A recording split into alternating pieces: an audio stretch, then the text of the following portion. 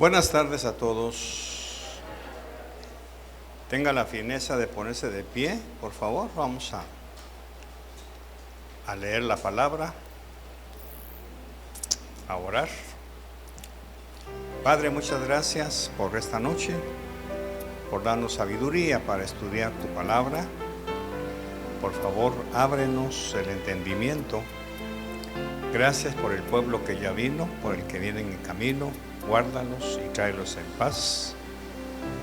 Muchas gracias por darnos el privilegio de estudiar tu palabra para nutrir nuestras almas y nuestros corazones. En el nombre de Jesús, amén y amén. Vamos a continuar con el capítulo 15 y vamos a empezar por el verso 25 que terminamos la semana pasada. 1 Corintios 15, 25. Recordemos que la palabra de Dios tiene que llegar a nuestra alma, no quedarse en la mente, para que no seamos, como dice Pablo, solo oidores, porque uno se vuelve crítico y analítico si no permite que la palabra ministre el Espíritu. Verso 25, en el nombre del Padre, del Hijo y del Espíritu Santo. Pues Cristo debe reinar hasta que haya puesto a todos sus enemigos debajo de sus pies. Y el último enemigo que será abolido es la muerte. Tenga la bondad de sentarse, por favor. Pablo se está extendiendo de una manera magistral con respecto a la resurrección de los muertos. Todo el resto del capítulo va a hablar de ese misterio, porque lógicamente los griegos, que eran los corintios, no creían en la resurrección por la influencia de los saduceos, que habían enseñado que no hay resurrección de muertos. Ahí lo vamos a encontrar más adelante.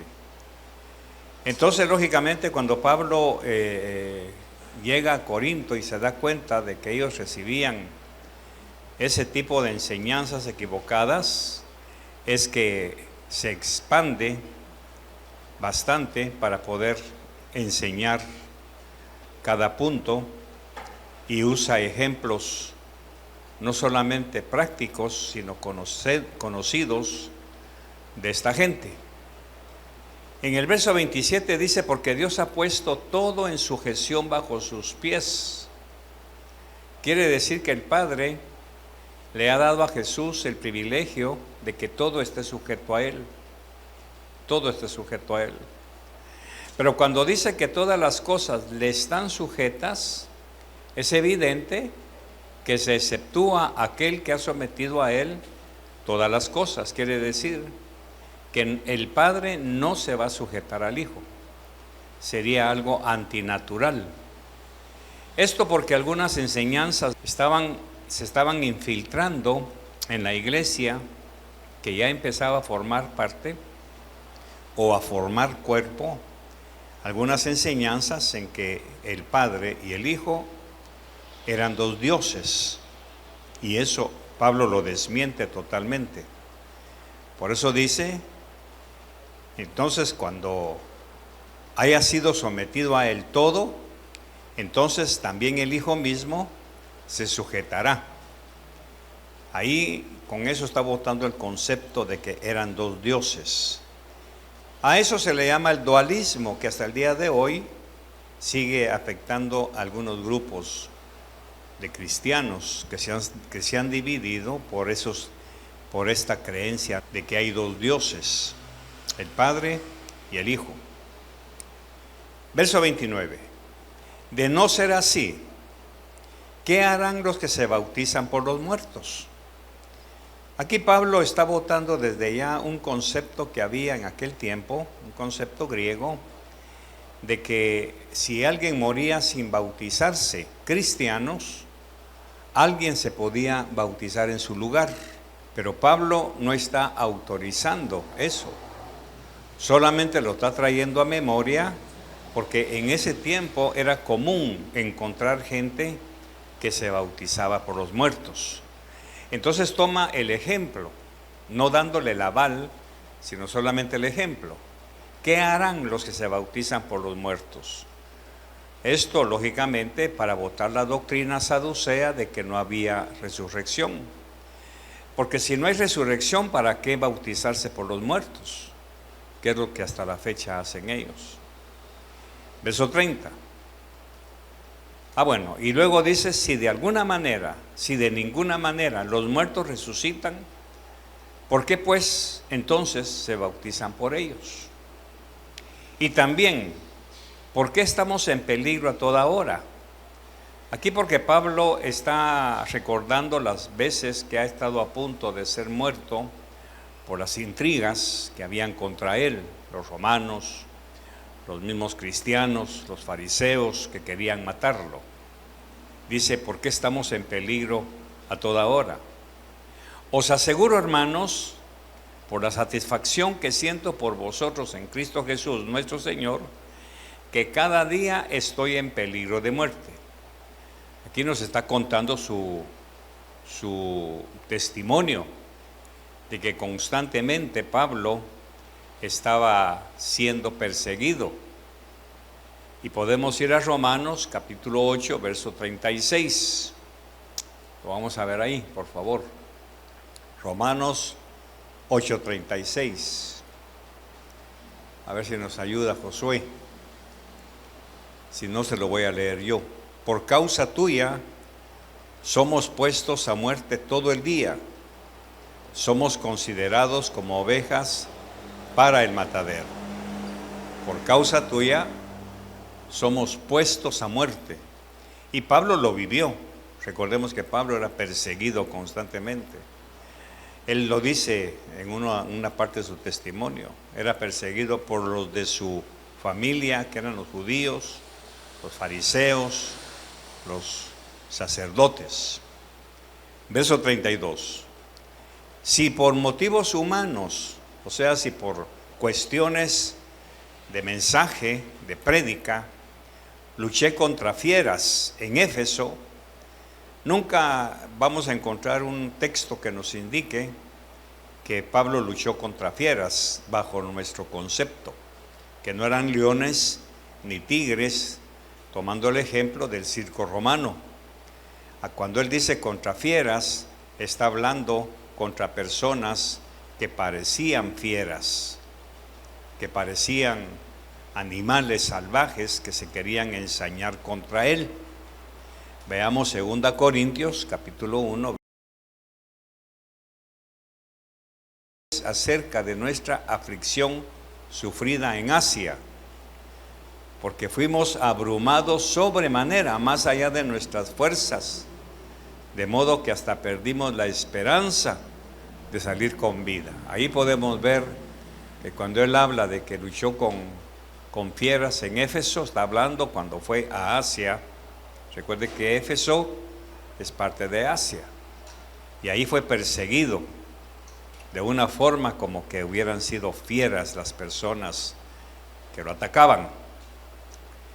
Ahora, si por motivos humanos luché contra fieras en Éfeso, ¿de qué me aprovecha? Dice Pablo.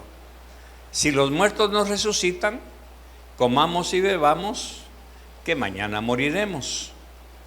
Aquí está hablando Pablo del pensamiento de que si no hay una resurrección, comamos y bebamos, que mañana moriremos, no importa cómo viva. Aquí está trayendo algo que los egipcios celebraban como una forma de darse gusto y de soltar, por así decirlo, sus instintos hedonistas.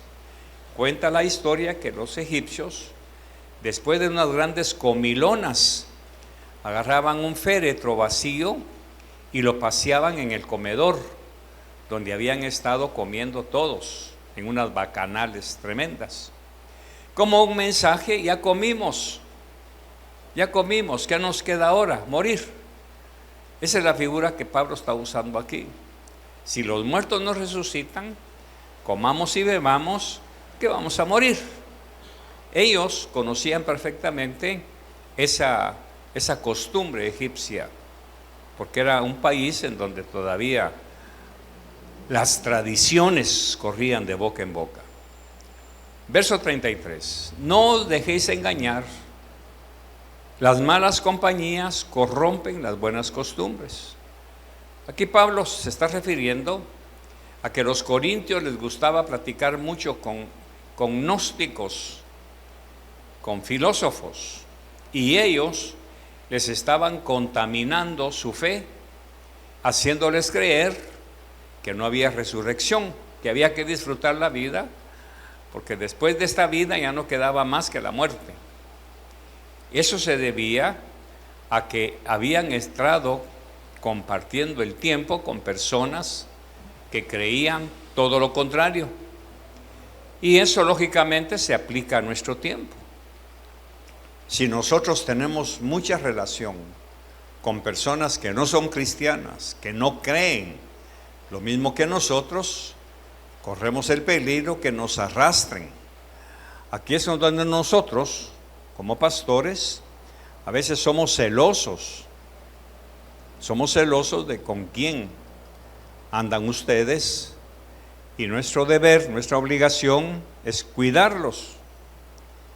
La mayoría de gente que se va de la congregación es porque alguien ha estado hablando con ellos, o se reúnen en alguna casa, en alguna familia, en algún núcleo, en donde empiezan a hacer comentarios. ¿Dónde está la cosa? Las malas compañías corrompen las buenas costumbres. Por eso es que con mucho celo y respeto no les prohibimos, pero sí les advertimos. Si la gente que se va amargada, enojadas, creyendo cosas, les hablan a ustedes que todavía están sanos, creo yo, no confíen en su sanidad emocional, porque todos somos vulnerables de que esas malas compañías corrompan nuestra fe. Por eso es que incluso aquí actualmente hay gente que ya no participa de la iglesia. En algún momento algún chisme llegó, lo creyeron. Tenemos en medio de nosotros personas que fueron muy amadas, muy cerca, pero por este tipo de relaciones creyeron otras cosas. Veníamos hablando con este muchacho ayer, ya de regreso, y me dice: pastor, ¿usted por qué le da cobertura a cierto pastor si todo lo que ha hecho? Mi respuesta fue: consulté con mi pastor, no con cualquiera, sino con mi pastor, que supuestamente es superior a mí, no solamente en experiencia, sino también en su vida. Y le dije: ¿tú crees que es bueno que yo le dé cobertura? Habiendo hecho, porque la mayoría de personas lo están rechazando. Y me dijo: mira, Carlitos, busca un punto, como dice Pablo, ¿hay algo bueno en esa persona? ¿Hay algo bueno? Y me acordé cuando me mordió el perro. Mi esposa lo llamó para pedirle oración, pero él hizo algo más. Llamaron al hospital y le dijeron: va a llegar fulano de tal, recíbanlo inmediatamente, y lo atienden.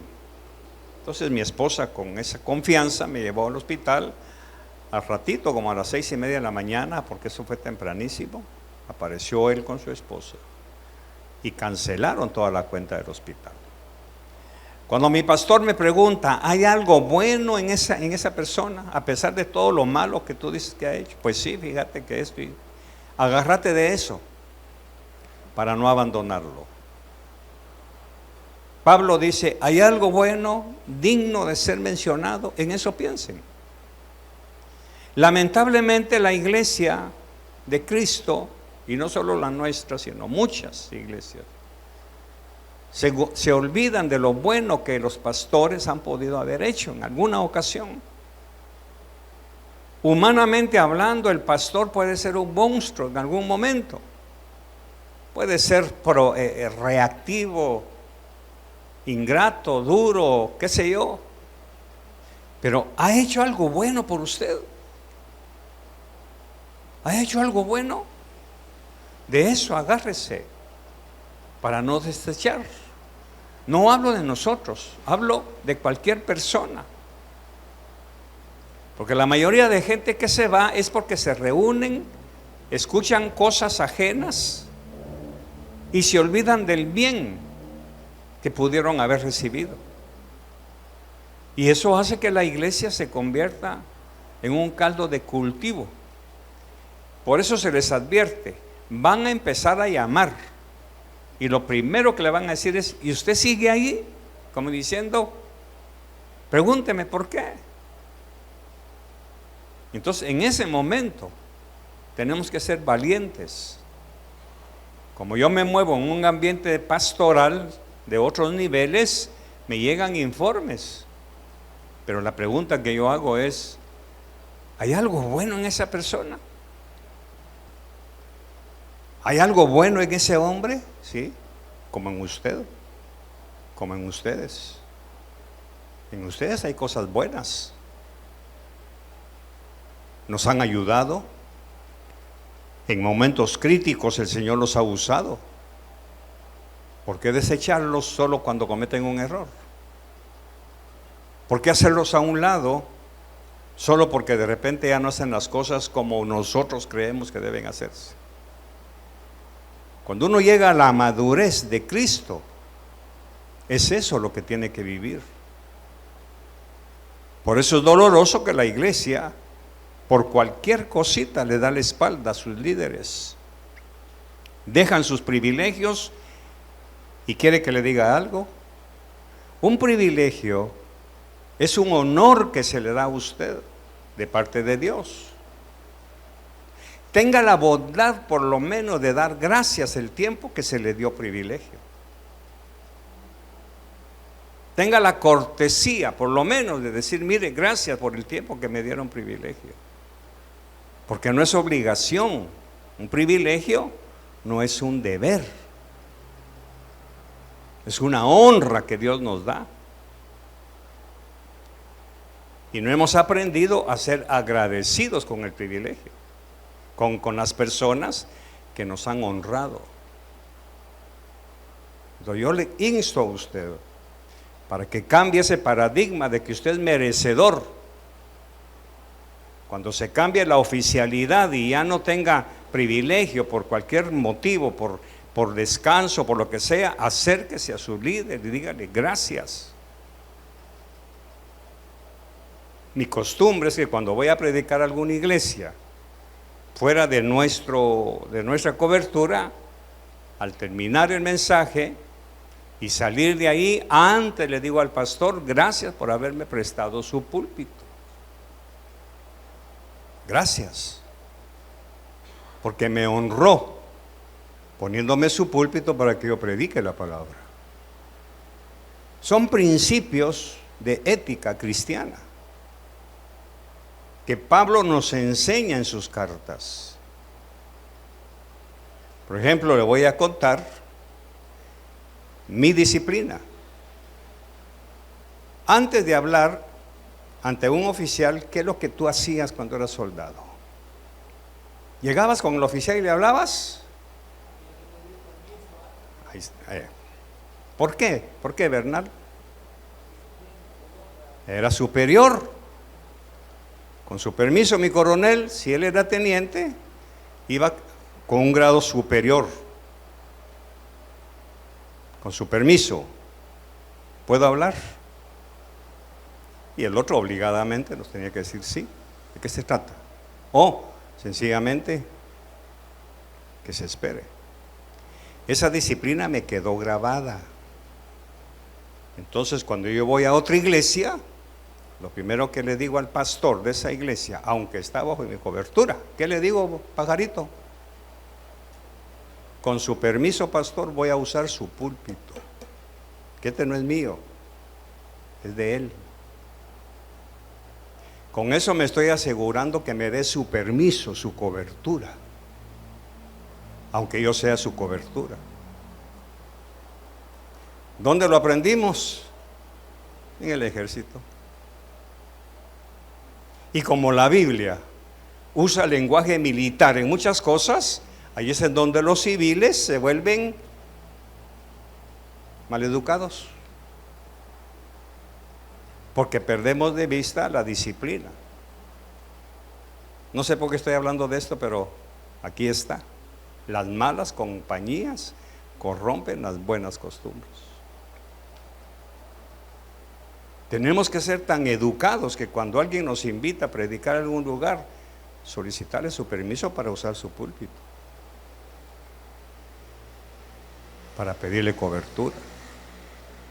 Y al terminar, darle gracias por la confianza de habernos dado su púlpito. ¿Qué impacto cree usted que hace mi costumbre en otros pastores cuando les pido, con su permiso, pastor, voy a usar su púlpito? Tiene que quedar algo ahí.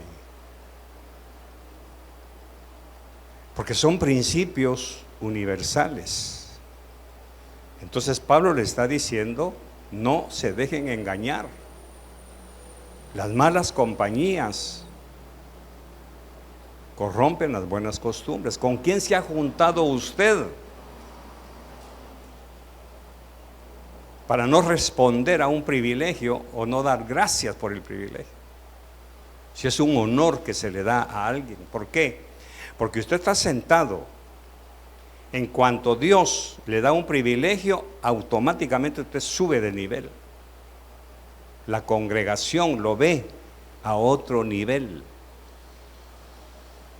Cuando el Señor lo regrese a su lugar, de gracias. Por eso el Señor preguntó a aquellos leprosos, ¿cuántos fueron sanos? 10. ¿Y por qué solo uno vino a dar gracias? Por eso es que yo incentivo mucho al pueblo,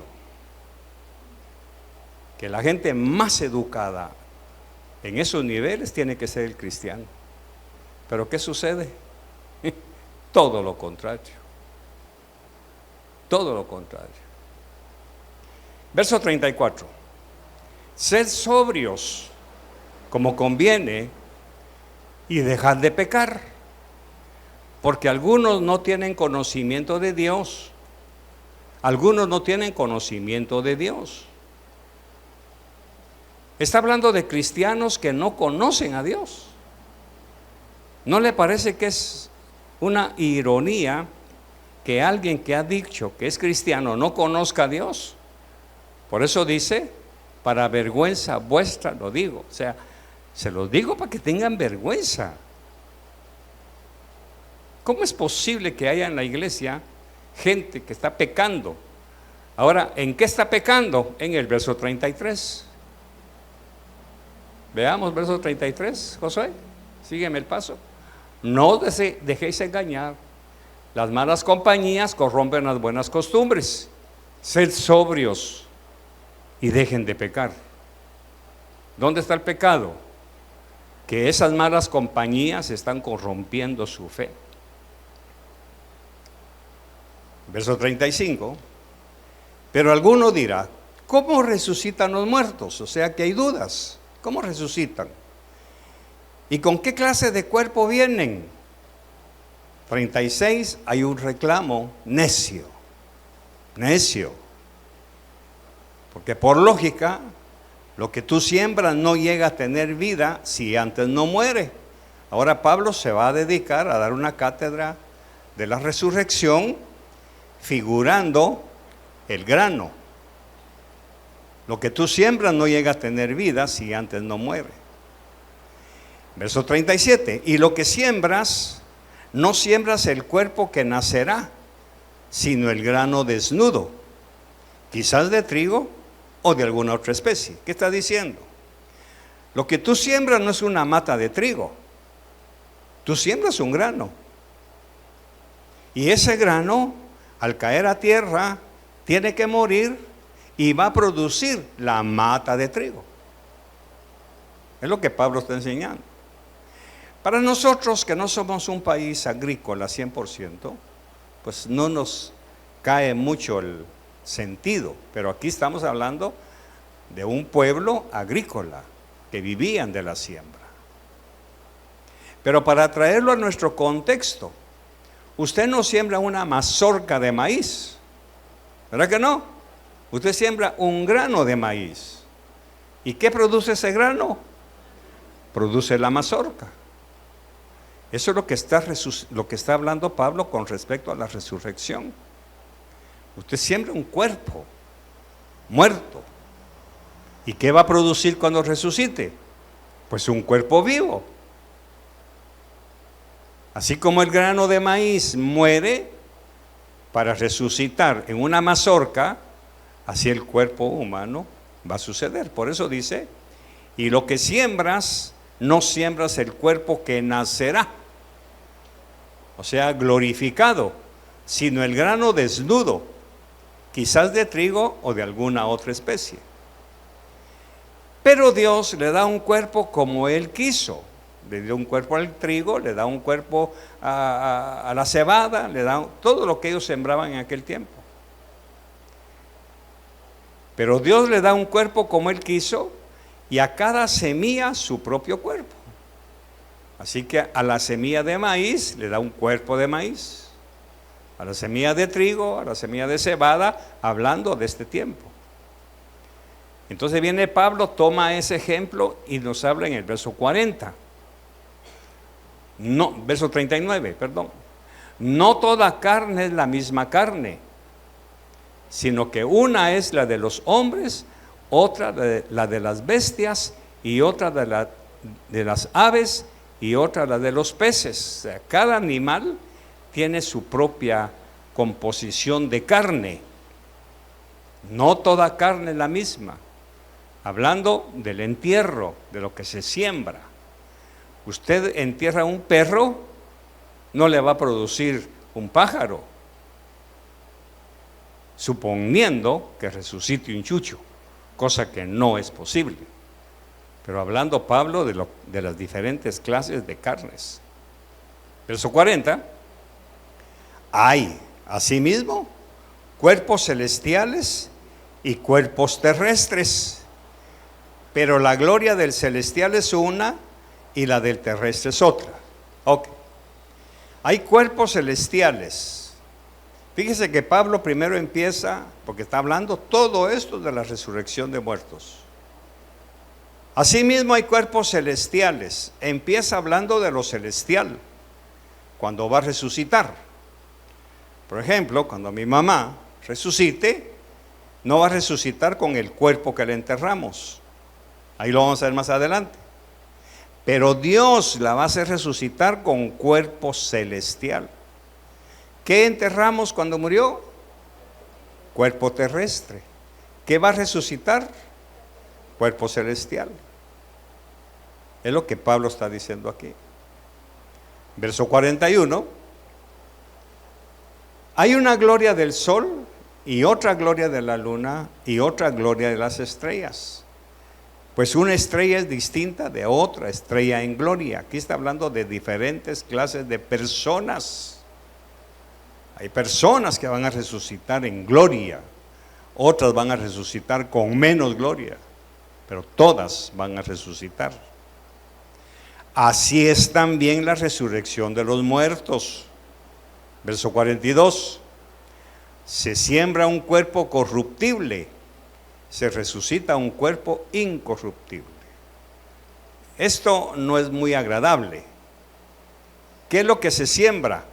Un cuerpo que se va a descomponer.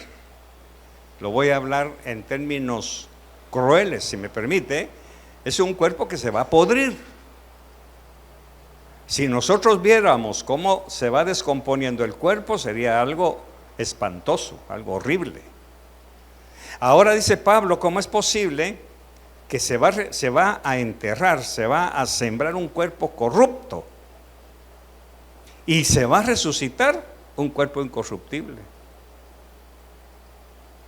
Quiere decir que la resurrección, cuando mi mamá resucite, va a resucitar con un cuerpo incorruptible.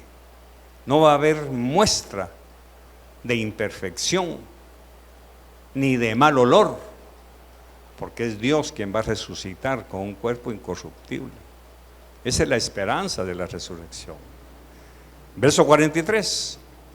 Esto confirma el verso anterior. Se siembra en deshonra. ¿Por qué en deshonra?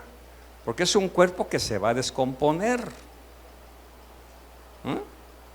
Se va a descomponer, pero se va a resucitar en gloria. Se siembra en debilidad, pero se resucita en poder. Todos estos son parangones, prácticamente hablando de lo mismo. Verso 44. Recuerde que Pablo como que estuviera dando vueltas a lo mismo, pero ¿sabe por qué es? Porque los griegos eran muy pensadores, muy analíticos. Por eso en teología hay una materia que se llama el aparato crítico, que usa mucho el griego para poderlo entender. ¿Qué significa eso? Que cada texto hay que aplicarle una regla crítica para sacarle la verdad de lo que está escondido. Lógicamente no funciona siempre, pero sigamos. Se siembra en deshonra. ¿Por qué? Porque es un cuerpo que está deshonrado. Imagínense un hombre como los que hemos sabido que se accidentan. En Estados Unidos se le llama a ese ataúd cerrado, que da miedo ver cómo quedó. Si fuera cristiano, va a resucitar en gloria. No va a resucitar así como fue enterrado.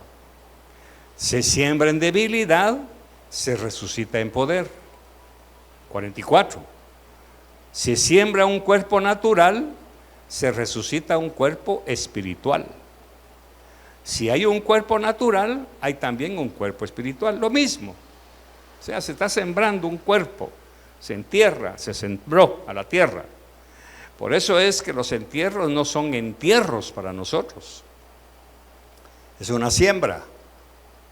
Y toda siembra tiene que tener un fruto. ¿Cuál es el fruto? La resurrección. Entonces dice en el verso 45, así también está escrito, el primer hombre, Adán, fue hecho alma viviente. El último Adán, espíritu que da vida. O sea, nosotros tenemos la imagen de Adán, que somos almas vivientes. Pero cuando resucitemos, que el último Adán nos resucite a través del Padre, Él nos va a impregnar vida. Quiere decir que los que están muertos en Cristo volverán a vivir. ¿Me estoy explicando? ¿Por qué volverán a vivir? Porque Cristo, que es un espíritu que da vida, no dice que es un alma, es un espíritu que da vida. Sin embargo, el espiritual no es primero, sino el natural, luego el espiritual. Quiere decir que el primer hombre es de la tierra, terrenal, que es Adán. El segundo hombre es del cielo. Verso 48. Como es el terrenal, imperfecto, corrupto, así son también los que son terrenales. Aquí está dando un golpe al orgullo de los corintios, que creían ellos, recuerden, ellos están creyendo que no hay resurrección, por la influencia egipcia y por la influencia de los saduceos judíos. Pablo les está dando un golpe al orgullo. Por eso dice, como es el terrenal, así son también los que son terrenales. Y como es el celestial, así son también los que son celestiales. Y tal como hemos traído la imagen del terrenal, traeremos también la imagen del celestial. Por eso es que cuando estamos enterrando una semilla, ¿cuál es nuestra esperanza de gloria? Que nos vamos a volver a encontrar. ¿Dónde? No, en las nubes. Cuando ya la plenitud estemos todos en las nubes, eso lo va a decir Tesalonicenses y Colosenses, cuando todos estemos ahí, entonces todos juntos vamos a entrar al cielo y ahí se darán las bodas del Cordero. El asunto es que usted va a buscar a alguno de sus familiares y no lo va a encontrar seguramente. Y va a haber un pequeño sesgo de tristeza, porque como usted le dio testimonio y le habló, pero como ya dice que no entrará nada triste, quiere decir que no es que no nos importe, pero la gloria de Dios va a ser tan grande que no vamos a ver a fulano y bueno, no vino, ¿verdad? Señor, te adoro, te alabo. Parece egoísmo, pero ese es el precio de hoy. Ese es el precio que muchos van a pagar. No sé si me expliqué bien. En verso 50. Y esto digo, hermanos, que la carne y la sangre no pueden heredar el reino de Dios. ¿Qué quiere decir? Que para que yo pueda heredar el reino de Dios, ¿qué tiene que suceder con mi cuerpo físico? Tiene que morir. Pero ¿y si no muero? ¿Qué va a pasar? Ya se confundieron, ¿verdad? Si no muero, me van a transformar. Por eso dice, los muertos en Cristo resucitarán primero. ¿Cómo van a resucitar?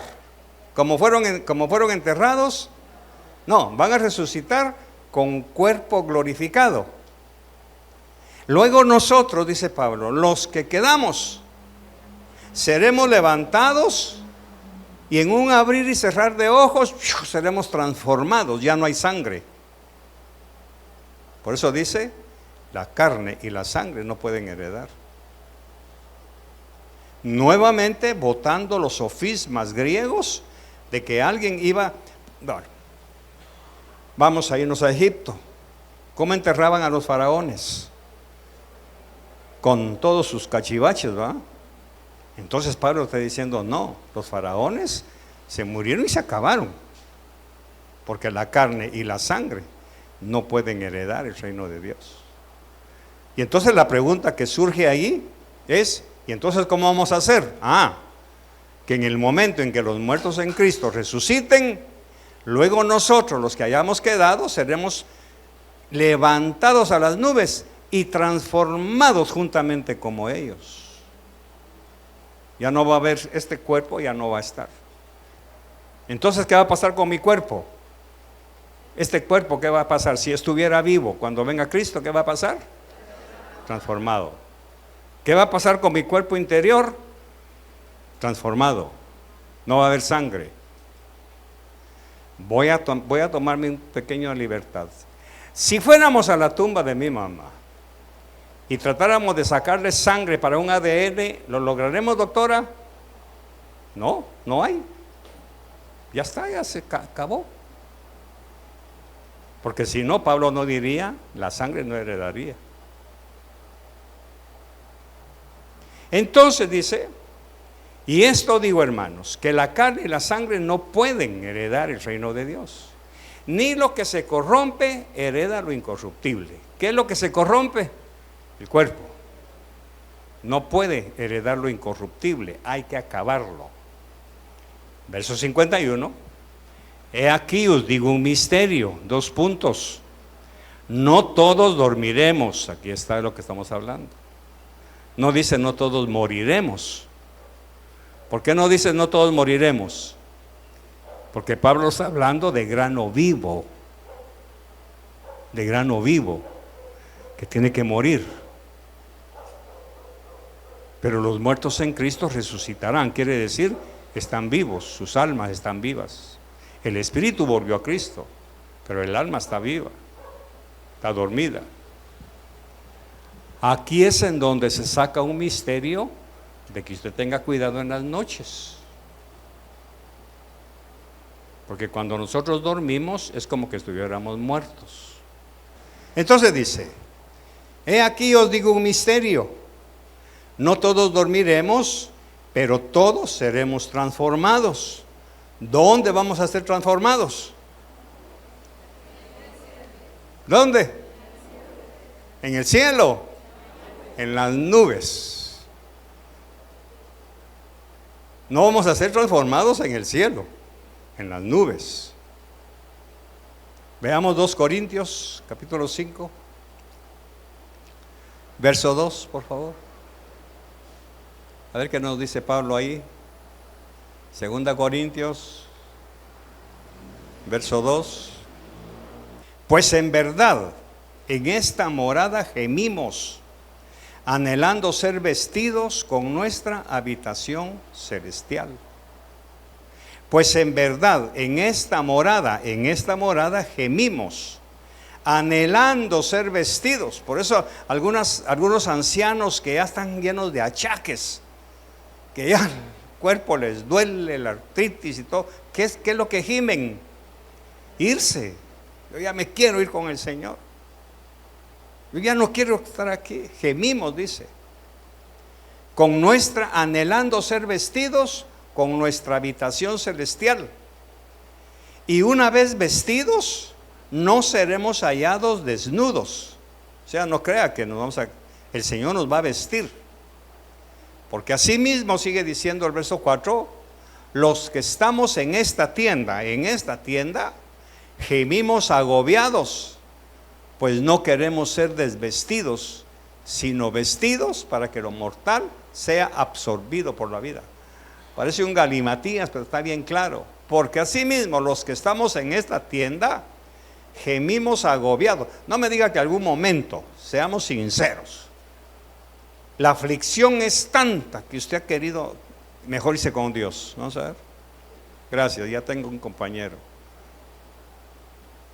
Mejor llévame, Señor, yo no aguanto, que las pruebas son tan fuertes que la carne se duele. Claro, después cuando ya pasó todo y gracias porque no me llevaste, va, Señor. ¿Ah, que sí? ¿Sí o no? ¿Ah? Pero en el momento, porque la carne se duele. No es un sofisma de que no, hermano, a mí nada me duele. Ajá, que lo atorzone el banco, que no le llegue lo de la renta. Entonces dice, he aquí os digo un misterio, no todos dormiremos, pero todos. Entonces dice Corintios, porque asimismo los que estamos en esta tienda gemimos agobiados, pues no queremos ser desvestidos, sino vestidos para que lo mortal sea absorbido por la vida. O sea, lo mortal, esto mío, yo quiero que se termine, pero no puedo hasta que me llegue la hora, ya sea de reunirme en las nubes con Cristo o de bajar al sepulcro, en donde voy a dormir. Verso 52. Pero vamos a leerlo bien porque el verso 51 no termina ahí. He aquí os digo un misterio. No todos dormiremos o moriremos, pero todos seremos transformados. En un momento, en un abrir y cerrar de ojos, a la trompeta final, pues la trompeta sonará y los muertos resucitarán incorruptibles y nosotros seremos transformados. Aquí está ya la cosa. Por eso es que los muertos en Cristo están vivos. ¿Están vivos o muertos?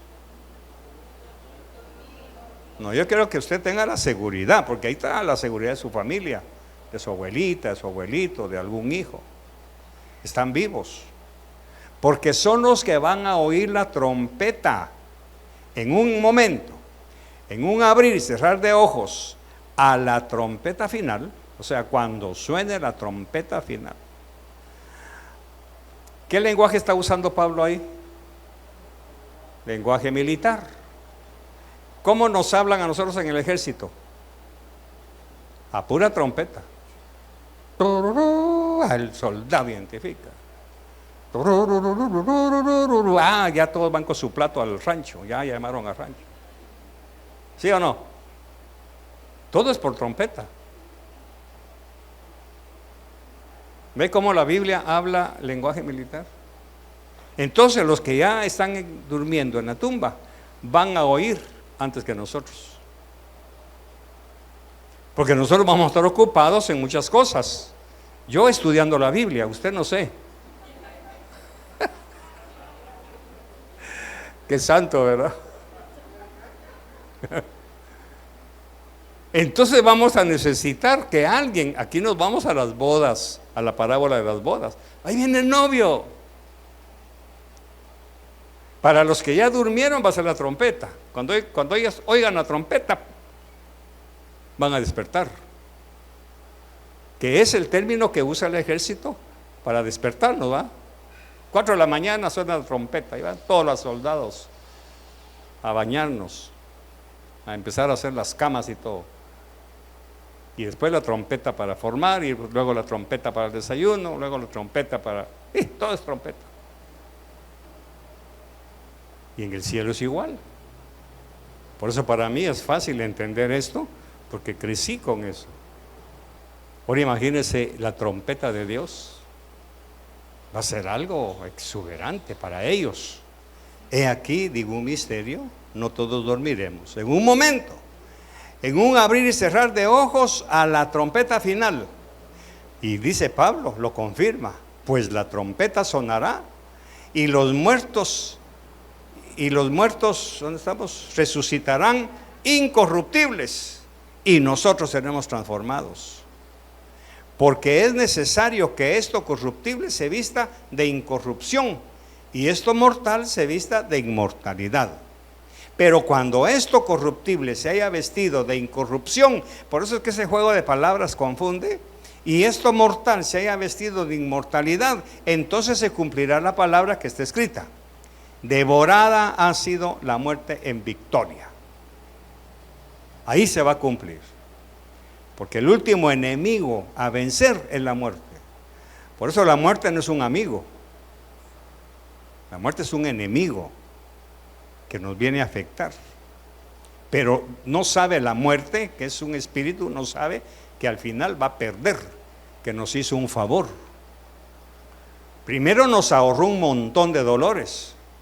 Por eso cuando alguien va a un velorio y lo ponen a predicar, no tenga pena, hermana, mire, ya no va a pagar luz, ni agua, ni teléfono.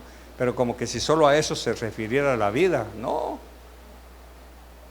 También hay hambre, frío, escasez, desprecios. Entonces dice, y esto mortal se haya vestido de inmortalidad, entonces se cumplirá la palabra que está escrita: devorada ha sido la muerte en victoria. ¿Dónde está, oh muerte, tu victoria? ¿Dónde, oh sepulcro, tu aguijón? El aguijón de la muerte es el pecado. Y el poder de pecado es la ley. Aquí ya está hablando Pablo de la ley judía. Pero a Dios gracias que nos da la victoria por medio de nuestro Señor Jesucristo. ¿Cuál es nuestra victoria? La resurrección.